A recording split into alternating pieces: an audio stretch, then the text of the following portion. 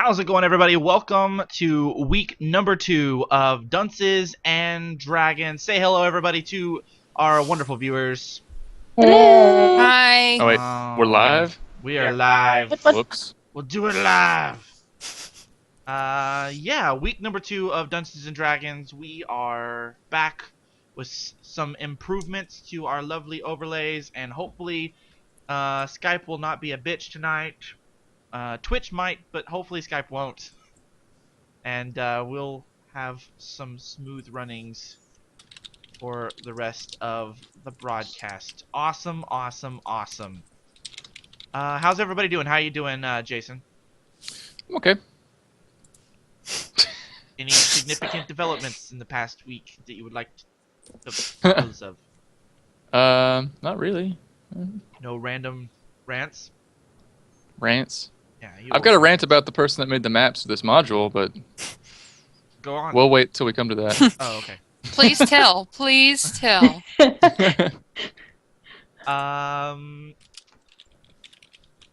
What about you, Nomal Achian? How are you? I'm doing okay. Got a little bit of a sore throat today, but I'm doing all right. Nothing interesting happening with me, honestly. Alright. Still breathing. No breathing. And what about you, Tiger Lily? How's it going? It's going okay, I guess. Yeah. It's going okay. We made it back. We went to Texas for a while, and then we got back here, and we managed to survive, so I guess that's okay. I heard that you guys had a bit of a mishap on the way back from Texas back home to Oklahoma.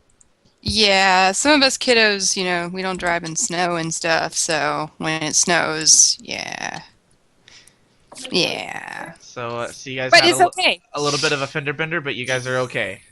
Yeah. I mean, we just bumped into a guardrail and the car's gone, but it's okay.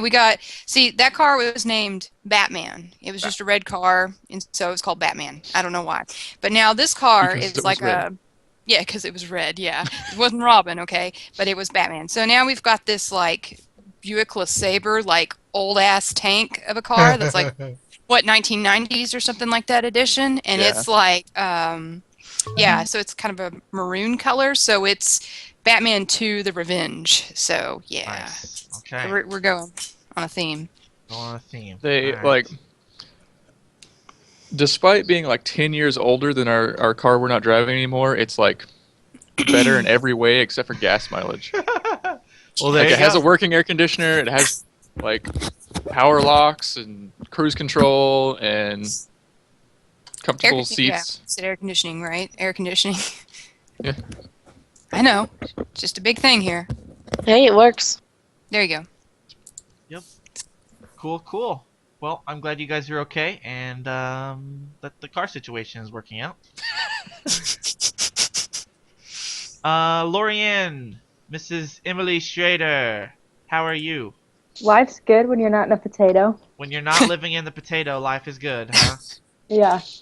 So, last week we had some issues with your webcam, but me and you have been working on that all week, haven't we? Yes. So, So, that shouldn't be an issue, huh? Yeah, hopefully that fixes out and all that, so.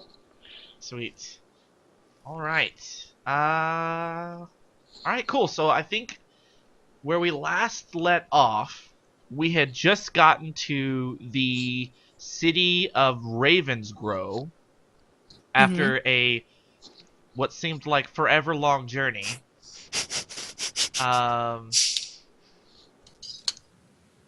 And we had just walked in.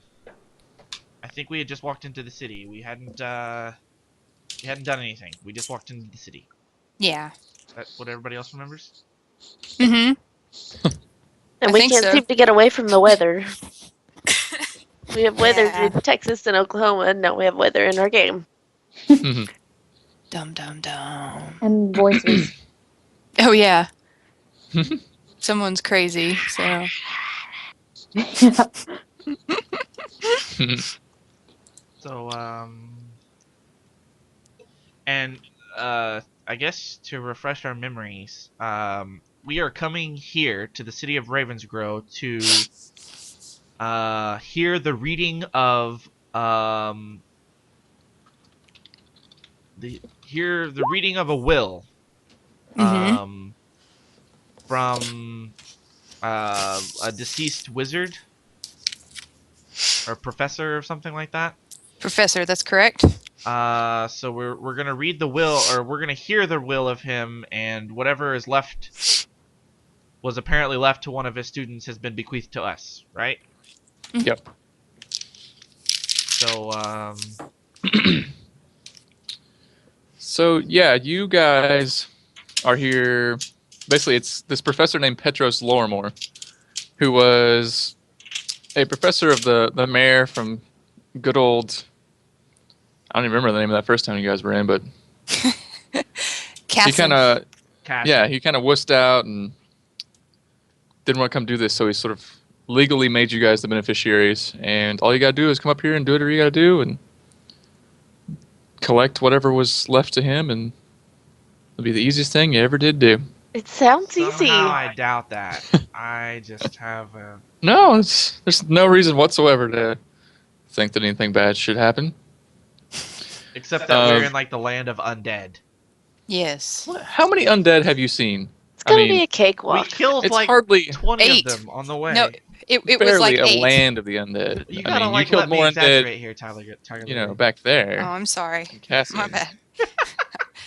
I mean, if it was the land, you'd think like every step you took there'd be like skulls and stuff, and that's just not the case. Well, there are. Mm. I mean, like every step we take, there's skulls. It's just they're usually inside the brain of, or inside the head of the living, or the unliving. Wait. Where are you going with this? I don't know. Let's just. Okay.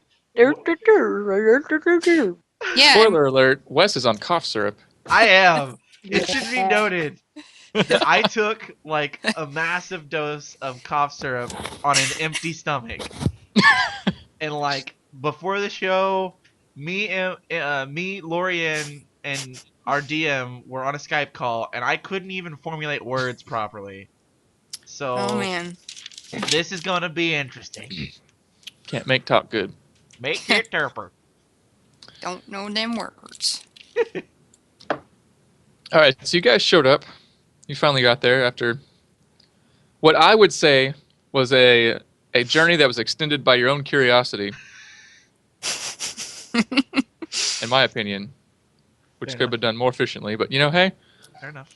you guys have never been here. Land of the Undead. You took the scenic route. You guys, so you showed up in Ravensgro on one rainy, dreary morning, I think. I haven't Okay. gone back to see what time it was last time because I didn't watch the VODs. It's about that So time. you get in town, and then from there you follow the directions that was given to you to go to the Lorimore estate. Lord.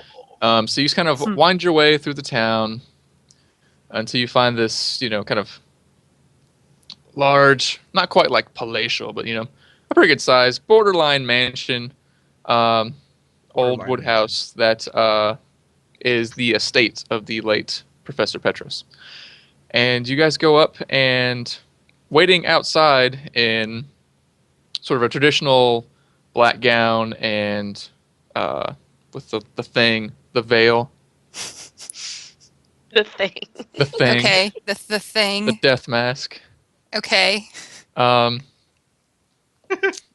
see Death a castles. Okay. a fairly good-looking young woman, probably in her mid-20s, who is obviously very distraught, and her eyes are all puffy and all that. She's got, kind of pale skin, dark brown hair, and she's speaking with some people there out in front of this house, and that's where you guys will begin.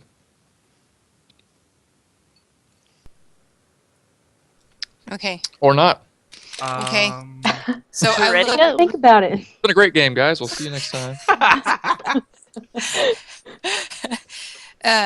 okay. So I kind of turn to Lemnesket and I'm like, hey, so, you're the man of the group and, you've got a way with words. Why don't you go talk to the lady? Go talk to the lady. Yeah, we'll hang back Push, and you go talk. push. All right, so I walk up to the distraught woman. She's a young woman, correct? Yeah. And I say, hello, ma'am. I am Limniskit, and this is my party of adventurers. We have come in place of Mayor Fridnifer from the town of Casson, and we are here to hear the reading of the will of Professor Fridnifer. Petros And Loremore. okay, we are here to hear the reading of the will of Professor Petros Loremore and to honor his life. Is that where we are, or is Yeah. that is are we here? Are we at the correct place? She turns and says, you know, she's kind of choked up and dealing with the sadness right now, and she says, yes, I received word a few days ago that you're going to be coming in the place of Mayor Uptall. And even though I don't really know you and you didn't specifically know my father, I'm really glad that you're here. My name is Kendra Loremore, and I am Professor Petros' only surviving heir. And you know, I'm really glad that you're here because there's really not all that many people showing up for my father's funeral, unfortunately. I ask, why do you think that is? The people of Ravensgro are suspicious and superstitious and distrusting of outsiders, and kind of always had it out for us since we moved here down from Lepidstadt, and didn't ever really take that much of a liking to my father or to me because of their own reasons. So we'll be having a fairly lowly populated service here Okay. pretty soon. I ask, why did you and your father move here? She sort of starts to kind of explain it to you, and she's like, well, let me get back to you on that. We really need to be getting over to the cemetery right now, and I can speak with you about all sorts of questions that you have later this afternoon once we get the ceremony done with. But I'd really like to properly inter my father's remains and all that good stuff. I look at the party and kind of give Invitation. them. I kind of look at the party and I give them a look like, yes, yes. And then I begin to follow her. I guess if everybody is, that's what everybody wants to do. Mm-hmm. Yeah. Yes. Okay. Ready. So you guys wind through the dreary town of Ravensgro until you get to the cemetery on the outskirts of town known as the Restlands. The Resterlands. I should not do that with my throat. Yeah, you keep doing stuff. Just keep doing it. It's cool. I want to see you lose your voice. Because I'm sadistic. Just kidding. Sorry. No, that's funny. Okay, you're welcome. So you guys arrive at the entrance to the cemetery, where you see a fine casket has been set out and is ready to be carried to its resting place. And only a few other people are there right now. There are a couple of look like town officials or councilmen, a tavern keeper and his son, and like one other person, and then you guys and Kendra have just shown up. And she asks if any of you would like to help as pallbearers. Sure. I will. Yeah. I'm not very strong, but I'll try. Yep. Me too. Well, I mean, I'm not strong at all. It takes 6 people, so strength isn't really gonna. I mean, Tiger Lily might be like underneath, like doing that or something. I'll be I like don't know. holding the air and I'll be like, I got this, guys. I got it. You know, like the little kid that's like always wanting to help their parents, but helping with the casket. But you're like I like more it. like you're just like causing trouble. Yeah. I like it. Always. I like I'll it. pick someone's pocket. So everybody wants to help out? Yes. Yes. Sure. Sure. Okay, and then before we get any further, I've got to apologize to the party and our kind viewers at home, because whoever made all these fucking maps might have been a pretty good artist, Mad. or the editor for the book might have done this. I don't know. Somebody dropped the fucking ball on the resolutions on these maps. So things are going to be fuzzy. The freaking squares aren't going to line up because, like, I don't know. There's too much, like, just dumb crap. I've spent, like, hours and hours trying to get these maps to work right and not look like shit, and it never happened. So you might want to, like, reduce your zoom level unless you really need to be in there and seeing exactly where you are, and it might help you, not be as bothered by the, like, fuzziness, but, like, it's kind of terrible. But anyway. It didn't look that bad. I'm used to living I in a actually thought it was potato. going to look worse. So. That is true. Emily, some of the later maps are pretty terrible and very misaligned because, like, it's just impossible to get the, like, stuff to line up. Because, like, the edges, the person that did the map, like, wouldn't, like, do the squares all the way to the edge of the map. They'd only do them, like, a certain way and fade them out, and it was just obnoxious. So, anyway, all 4 of you, plus the 2 councilmen, are going to be pallbearers, kind of carrying the casket. And so you guys, I'm just going to move the casket along, then you guys can just sort of catch up. All right. Okay. And we'll say that everyone's sort of holding it at a level where Tiger Lily can help. Yay! That's going to hurt everybody else's backs. It's great. I'm so excited about this. How tall are you, Tiger Lily? Short. I think Short? it's like Oh. I'm a 3'1". Oh, yeah, okay. Yep. So you guys hoist the casket and begin walking. Now, here traditionally the like the priest and the grave digger don't walk with the procession. They wait at where the grave is. So it's just you guys, and you will meet them once you get there. All right. So you guys start walking off down this the shark kind of winding gravel path here, and this path is known as the Dream Wake. They've sort of given cute names to all the paths that go through the cemetery here. Follow the casket, the casket. The only person that's not coming at all is Nomal. Okay. I was just dragging the whole time. Yeah. Oh, man. So you guys get up here, and then you turn a corner onto a larger gravel path, known as the Eversleep, that will lead to the late professor's grave. And as you turn that angle there, you see a crowd of kind of angry-looking townsfolk blocking your path. Whoa. Fuckers. Jeez. I like how they all line up together. Oh, never mind. The guy moved. Oh, there we go. Okay. Yeah, So you can't run. I come around the corner and they're all just standing there, right?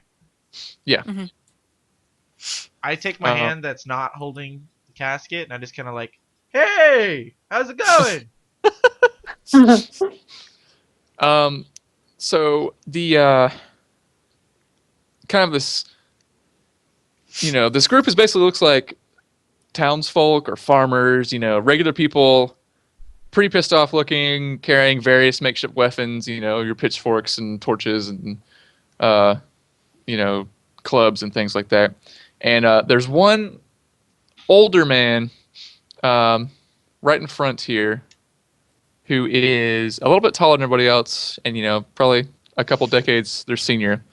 And he kind of yells out, "That's far enough." I say,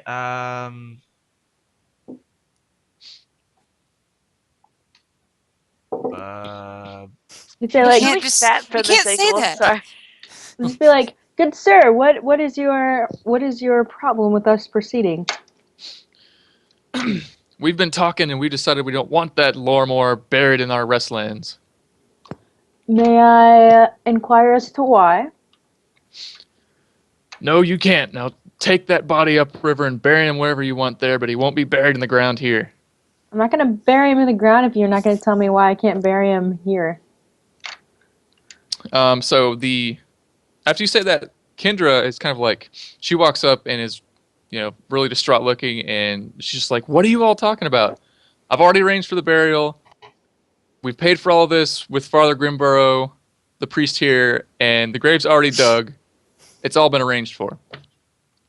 And then the sort of leader guy responds. He's like, "You don't get it. We're not going to have that necromancer buried in the same place as our beloved kin." And he says, "I suggest you all get out of here while you still can, because folks are pretty upset about this burial right now." Uh-oh. Well, I- excuse us. I say,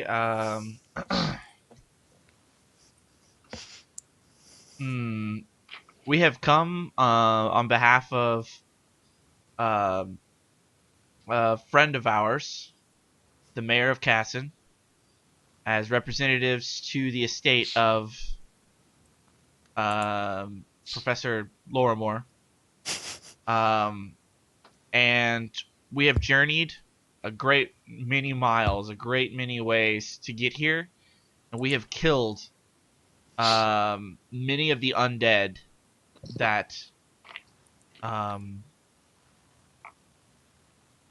barred our path. So I want to use a diplomacy, and I basically want to say, like,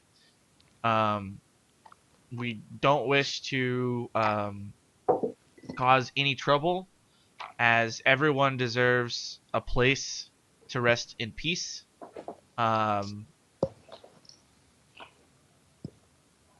So please let us pass.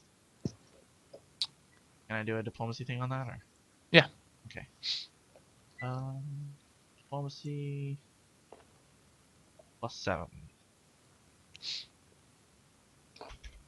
All right, this is the first roll of the week. Let's see how it goes. 21. So you sort of say that, and it kind of has the effect of, like, giving somebody a talking to, and they're still pretty riled up, but what you've said seems to kind of take a little bit of the fire out of them, and so they sort of start to, like, lower the weapons, and the leader is just like, "We'll do what you wish, but mark my words, no good will come of him being buried here." And they all just sort of kind of have, dejected looks and, like, wander off in step, as farm folk tend to do. Wow. Way to go, Limnesket. You actually... Dun, da, da. Yeah. Way to go. You actually, like, worked talking to two people. Actually, a group of people. And a lady. That never works out that well. And a lady. And a lady. And a lady. And a lady.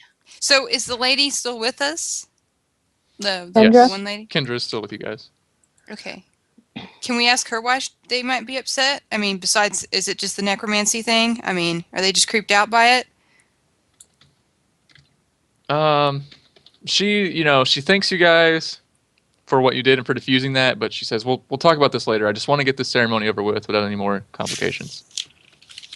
Okie dokie day. Sounds good. I say your mama, and then we pick up the casket and go. They all come running back. That kid's throwing punch. So you guys shuffle the coffin over to Professor Lorimore's final resting place, which is a grave right here. Like, And Lemnesket is there doing the you dance see for us.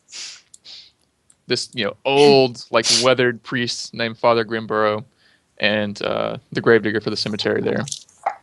And so you guys, lower the casket down, and the father says a few words. He's kind of talking about how good of a person Professor Lorimore was, and how his work benefited the world and stuff like that. And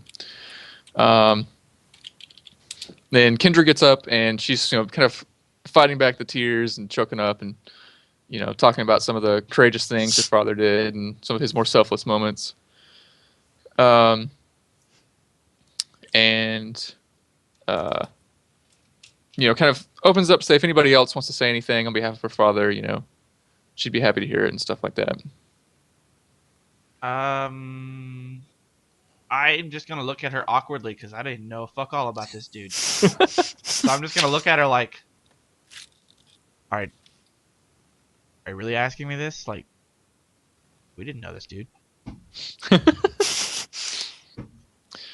So, then everyone just kind of, does that awkward thing where nobody says anything. And then they finally, they lower the body down and begin burying it and all that good stuff. And Kendra begins saying her goodbyes kind of to the people at the ceremony after they've finished filling the grave in, and she places flowers on the graves. And it invites you guys back to the house to have some drinks and listen to the reading of the will and make some other arrangements for you guys. Can I do a sense of motive on Kendra? Yeah. Okay. That's one that I didn't put in my macro. So. Smooth. Sorry. You bard. Didn't write a macro Not for for a sense of motive. sense motive. Jeez. I'll do it right now. So you think that she's just very tore up about all this, distraught, she's been acting fairly genuinely as far as you can tell. Okay. A grieving daughter burying her father. Okay, doke. So, a good girl, then. Okay. That doesn't sound good. Sorry, when people are all like sad and stuff at a funeral and they're just sad, it's not a good thing. Yeah, how dare they? I know, especially Sad when at it's a their funeral. family Fuck that member. lady. Oh my Jeez. god. Downer. She's What got to a have something fucking wrong with her. Asshat. She needs some What an Prozac or asshole. something. Hashtag get over it already. I mean, you can never be too careful. That was so yesterday that he died. He's already in the ground. Get what does over it, matter bitch. Yeah. Batch. Okay, so you've been invited back to the Ravensgro house. We Ravens grow our way back. Or I'm sorry, the Okay. Ravensgro house. The Lorimore house. The Lorimore. So then Back in Bree. We Lorimore ourselves back to the house. Everyone's name's a verb now. So you guys make it back to the house. Right now it's just you guys and Kendra in the sitting room in there. And the interior of the house is kind of, it's modest. There's a lot of like really overstuffed bookshelves and things, and some nicest furniture, but not like lavish furnishings or anything like that. And she says it'll be a little bit before the councilman gets here to read my father's will. So we'll have to wait here in the sitting room, and she kind of shows you guys to some chairs. There's several seats set up and a fireplace and drinks provided. And, she said, you had some questions earlier. I was just trying to get the funeral over with, and I didn't mean to be rude, but, obviously things can go a little weird here. So I was just, wanting to see what it is you guys were wondering about before we had to go bury my father. How did your father die? Yeah. He was investigating the old burned down prison outside of town, and a gargoyle fell off its perch and landed on him and basically crushed his head, killed him on impact. That sounds like terrible luck. Yeah. Why did all those people think he was such a bad man? My father was a academic who studied basically evil, and he always thought that in order to understand your enemy, you need to study them, no matter how nefarious they may be, because that betters your chances of fighting the evil, or providing information for people who are in better positions to fight evil. And so he devoted most of his life to studying all sorts of different what people would call black arts and things like that, in the name of learning more about the darker side of the world in order to protect ourselves from it. And a lot of people, especially around here, mistook that for that he was some sort of evil wizard or necromancer or what have you. The simpletons around here spread rumors like wildfire about complete nonsense, and it never really, went away after we moved here. Did he study sign language of Drow? Drow sign language? She sort of looks quizzically and says, "I don't really know. I know my father knew a few languages, but I don't. That's a very specific method of communication. I'm not sure if he spent much time looking into it." What kind of stuff did he like? No, I was just wondering, like, was it just like demons, or was it all things evil, or was he just specifically curious about raising the dead? His topics of study varied through the years, just depending on what imminent threats were and what he felt like looking into. He's studied several evil gods, undead, like you said. The how to deal with demons, regular everyday evil inside, just normal people. His studies have kind of run the gamut of sort of the less savory side of all the things that can happen to us in this world. So, why the prison? What's up with the prison? Just curious. Why was he there? I don't really know. I guess I'm gonna need to say my father didn't really tell me a whole lot about his work, in much the same way that a sheriff or a doctor might not tell their children about the darker sides of their jobs. So he didn't really want to, I guess, disturb me that much. And he didn't like me knowing about a lot of things that he had to do. So I can only assume there was some sort of thing he came across in a book or something about looking around up there. He had been sort of traveling back and forth from the old prison for a little while. But I couldn't really say why. I mean, since it's burned down several decades ago, they haven't really had it in use. So I can't really specifically say because he didn't share his exact details of his work with me. Oh, I have to go to the bathroom. Where's your bathroom at? I thought you meant in real life for a second. No. You could have just We're messaged roleplaying. me. You totally could have messaged me on Skype and we could have just kept that private. I'd have just been like, all right, we're going on a break, guys. No. I gotta use the little hobbit room. Where is it? Please? Acting. Yes. She says, 101. she sort of points down the hall and says the washroom is, the second door on the left. Okay. And is there a certain order that we're like sitting in? Like, am I going to walk past any of my friends as I head toward the bathroom, Jason? Sure. Okay. So I guess I'll say I'm passing Emily, and I'm like, okay, I'm going to see if I can find his study. Okay. I'm going to do some snooping. Okay. Is that okay for me to do, Jason? Sure. Okay, coolios.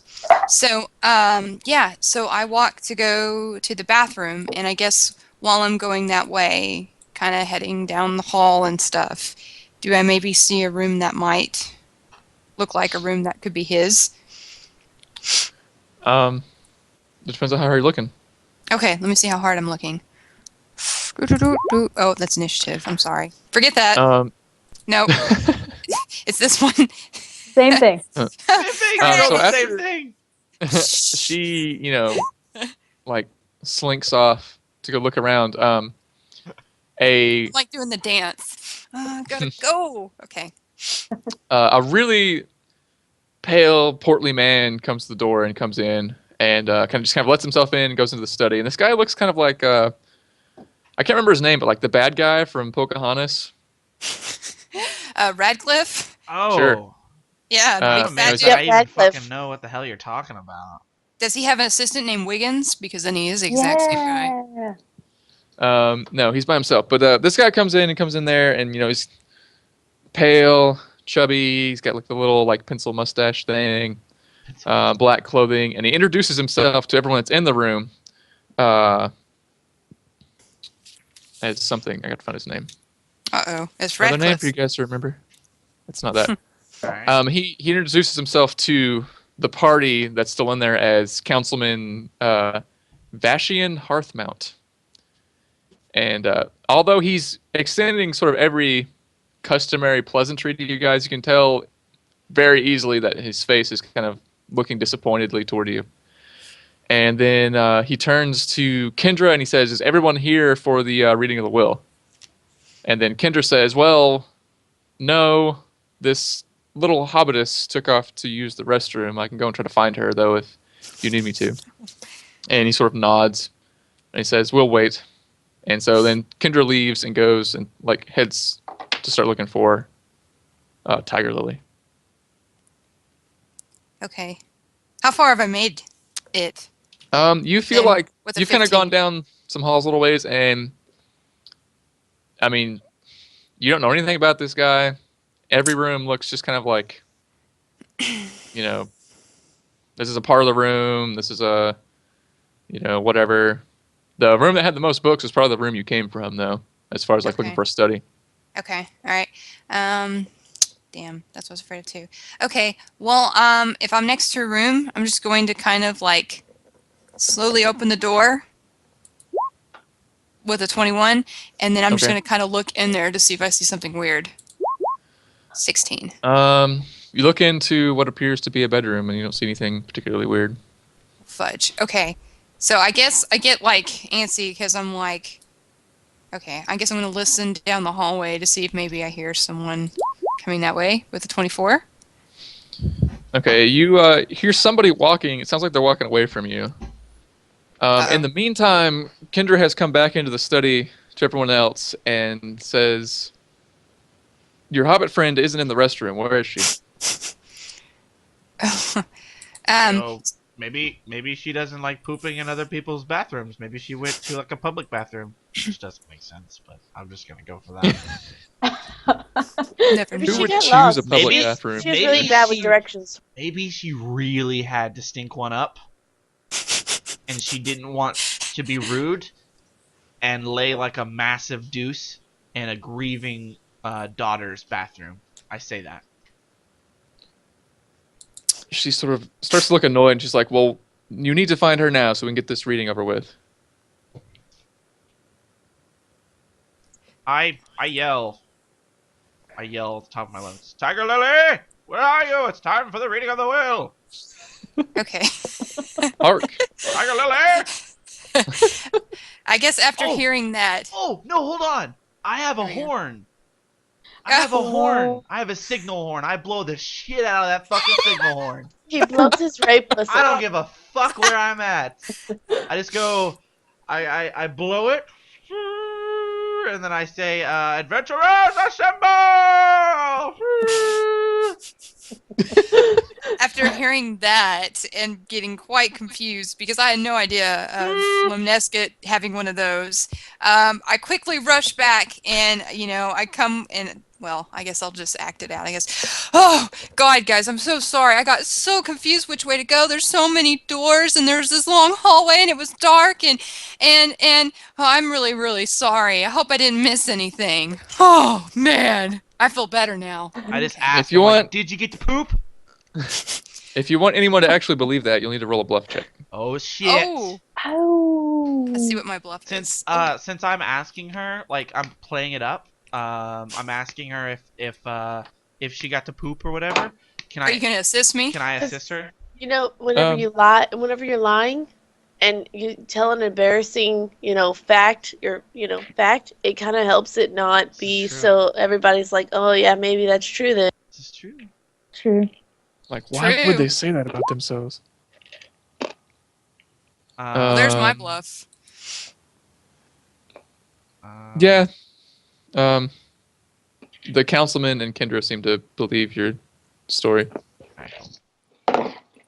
If you want to roll for poop, you can roll for poop. That's alright. Okay. And the councilman kind of looks really annoyed, and he's like rubbing his temple, and he's like, "Will there be anything else? Ah. I'd like a Or glass can we of get water. on with this?" No. I'm ready. Let's go. He says, "Okay then. and he pulls out a like ornate scroll case and sort of presents it to everyone, and shows that the Lorimore family seal is still on it and intact, giving you guys kind of the stink eye as he passes it in front of you. And then he goes ahead and breaks the seal and cracks open the scroll case.